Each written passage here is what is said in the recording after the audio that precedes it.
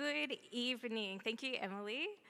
So as Emily mentioned, we've been in this series of Reimagining Everything. So we've looked at reimagine our perspective, our relationships, our purpose, faith, and identity. And today we look at something that meets us in every part of life, our challenges. Let's turn to our key passage in Psalm 18, verse 16 to 24. It says, "He reached down from on high and took hold of me. He drew me out of deep waters. He rescued me from my powerful enemy, from my foes who were too strong for me. They confronted me in the day of my disaster, but the Lord was my support. He brought me out into a spacious place. He rescued me because he delighted in me. The Lord has dealt with me according to my righteousness, according to the cleanness of my hands he has rewarded me. For I have kept the ways of the Lord. I am not guilty of turning from my God. All his laws are before me. I have not turned away from his decrees. I have been blameless before him and have kept myself from sin. The Lord has rewarded me according to my righteousness, according to the cleanness of my hands in his sight." I first encountered this passage over 10 years ago. At the time, I had graduated from journalism, I was volunteering in my church's media and communications team, and I was working at Australia's top social media agency right when Instagram was taking off. On the outside, things looked great, but inside, I was drowning in anxiety and depression and processing a traumatic childhood memory. And then I encountered Psalm 18. To be completely honest though, it was in the Message translation, so don't hold that against me, but the verses in that translation said, "But me he caught, reached all the way from sky to sea. He pulled me out of that ocean of hate, that enemy chaos, the void in which I was drowning. They hit me when I was down, but God stuck by me. He stood me up on a wide open field. I stood there saved, surprised to be loved. God rewrote the text of my life when I opened the book of my heart to his eyes." God rewrote the text of my life when I opened the book of my heart to his eyes. That line captured my spirit. It's like God knew that I was a writer, and so these words, how it was expressed, would hit me straight in the heart. And it worked. Reading that verse helped me to do exactly what this whole series is all about, reimagining everything. It helped me to reimagine my circumstances and reorient my perspective heavenward. It encouraged me to release control of what was going on around me and the inner turmoil that I was experiencing inside of me, in the realization that God doesn't just write the next chapter, he redeems the past ones as well. All I needed to do was keep my heart open to God and allow him to see all of the frustration, all of the pain, all of the grief, all of the confusion. And so for over a decade now, this has been my posture in how I approach the different seasons and situations in life, because this is where God met me in the midst of a very personal and challenging time. That experience and encounter with Psalm 18 also invited me into exploring and appreciating the psalm in all of its fullness. So when you hear reimagine your challenges, what comes to mind? Is it a relationship? Is it your finances? Is it your emotional, mental, physical, spiritual health? Is it your creativity, your business, education, vocation, home, family, community? Maybe you've experienced a victory and a sense of completion in the challenges you've faced before. Perhaps your challenges are a result of the decisions you've made and have had to own and follow through in. Or maybe it's been situations that you have been impacted by as a result of the decisions of others. Maybe what you're facing has been a long, drawn-out, exhausting season where you feel at the end of yourself and not knowing when this challenge is ever going to end. Or perhaps what you've experienced didn't end how you'd hoped, and now you're facing the challenge of disappointment or disillusionment or just feeling disheartened. Whatever it is that has come to mind, I want to encourage you over these next few moments to show yourself kindness and to open the book of your heart to God. Invite him into your challenge. The beauty of facing challenges is that we get to experience it in light of Jesus' resurrection. It is only because of Jesus that we have the opportunity to reimagine our challenges. So how can we reimagine our challenges? Let's explore Psalm 18. For background, Psalm 18 has 50 verses, making it one of the longest psalms in the Bible. David wrote this after God delivered him from his enemies and from King Saul, who were trying to kill him. And so he starts these 50 verses by saying, "I love you, Lord, my strength." So firstly, we reimagine our challenges by remembering who God is. Before David talks about victory, rescue, death, or deliverance, he starts with love and recognizing that God is his strength. He recognizes that he couldn't have gone through that experience had it not been for God's strength. He then continues this in verse 2 by saying, "The Lord is my rock, my fortress and my deliverer. My God is my rock, in whom I take refuge, my shield and the horn of my salvation, my stronghold." Who is God to you? In what you're facing right now or have in the past, is he your rock? Is he your fortress, deliverer, refuge, strength? Is he your hope, your healer, your comforter, media, father, friend? And the list goes on. Before we look for answers or a way out of our challenge, we need to anchor ourselves in God's identity and his character. Like David, we say, "I love you, Lord, my strength." In the storm, he is still your rock. In the confusion, he is still your fortress. In the pain, he is still your deliverer. Sometimes we can know up here in our head that God is those things because the Bible or other people tell us so, but the real conviction and true knowledge is developed when we experience God coming alongside us and being those things for us in the midst of challenge or trial or suffering. Another thing to know is that David didn't start this psalm by blaming God for his trials or showing bitterness that he was even taken through that challenge. Instead, he took on a posture of adoration and love.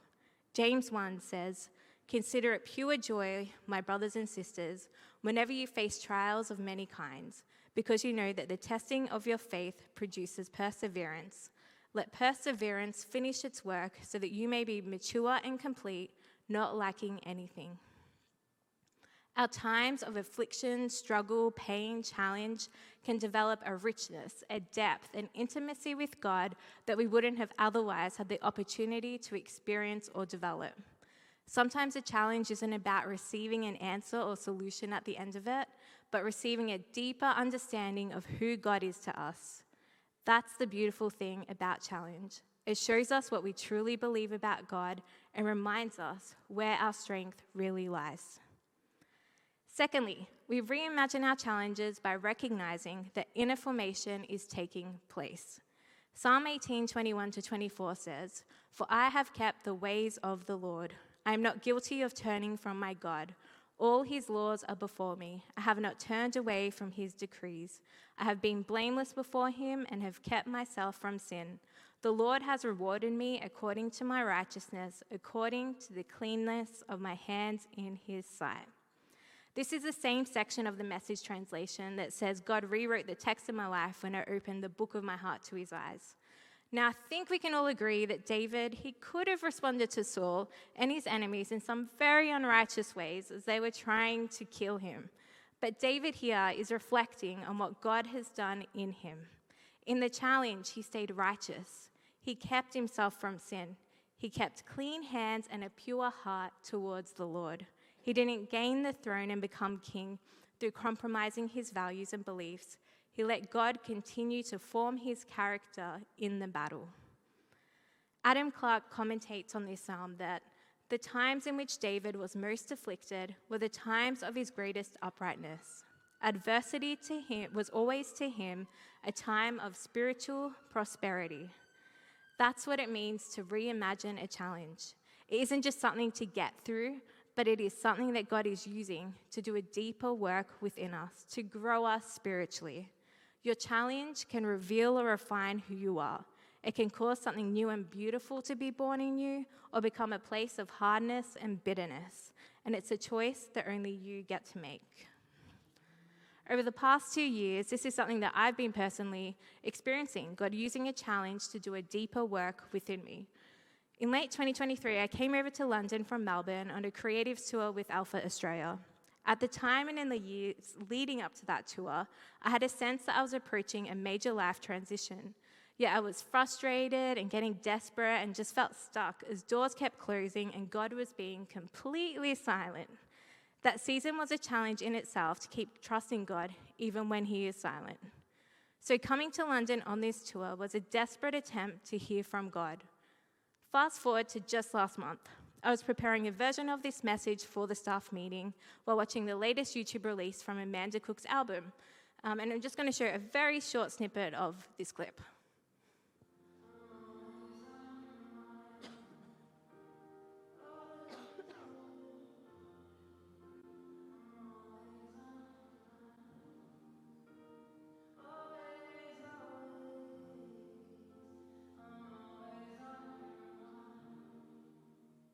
So there I am. It's just a few short seconds in the dark background. But seeing this took me completely by surprise.